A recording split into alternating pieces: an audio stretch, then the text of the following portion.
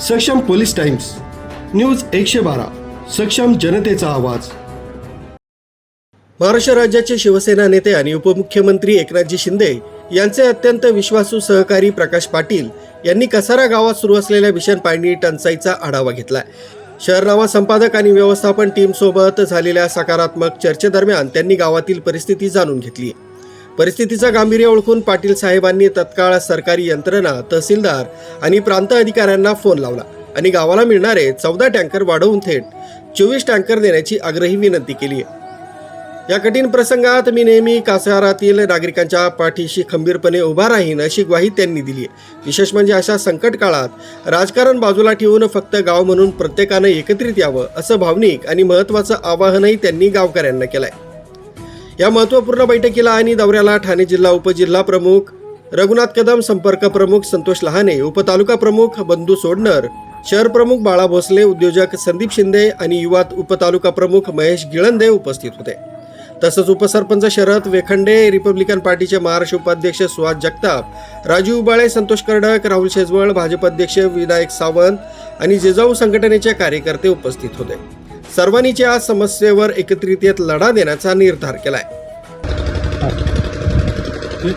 कसाऱ्यामध्ये आता आलेलं असताना पाणी टंचाईबाबतचं मीडियाच्या माध्यमातून आणि कार्यकर्ते पदाधिकाऱ्यांच्या माध्यमातून ही गोष्ट कळालेली आणि म्हणून मग नेमकं काय कशा स्वरूपाचं नियोजन होत आहे तर ते जाऊन पाहावा आणि आपल्याला पण काय त्याच्यामध्ये खारीच्या वाट्याने काय करता आलं तर ते करावं। कारण कसारेवासियांचं माझ्यावर प्रेमी आहे आणि लोकप्रतिनिधी तिथला राहिल्यामुळं जिल्हा परिषद सदस्य तर तो कर्तव्य पण माझा।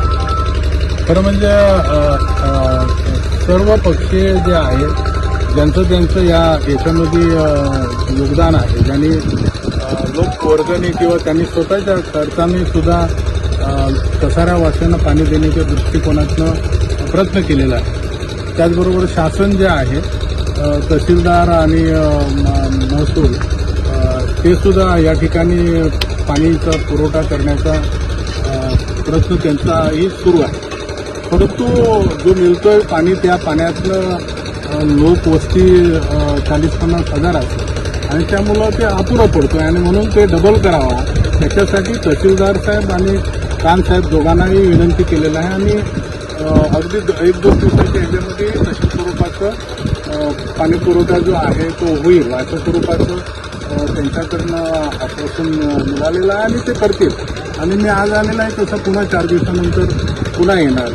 जोपर्यंत पाऊस सुरू होत नाही तोपर्यंत कसाऱ्याला पाणी मिळेल आणि पाण्याला काय रंग नाही आहे त्याच्यामुळं त्याला झेंडाही नाही आणि मानवता जी आहे आणि ज्यांनी आमचे कार्यकर्तेच आहेत परंतु RPI असेल किंवा अजून सगळेच ज्यांनी जे पक्ष असतील किंवा सामाजिक संघटना असतील त्यांनी योगदान दिलं असेल तर त्यांचंही मनापासून मी धन्यवाद व्यक्त करतो।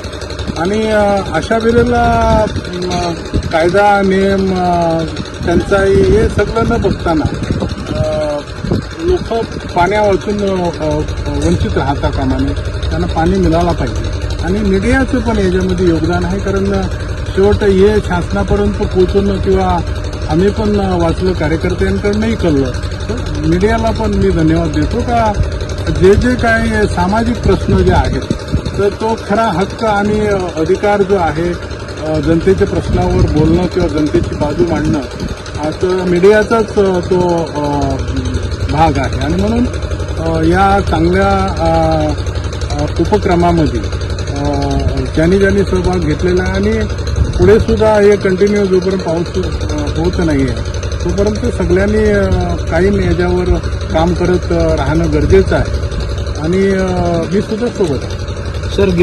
सक्षम पोलीस टाइम्ससाठी प्रतिनिधी सोमनाथ भगत, कसारा।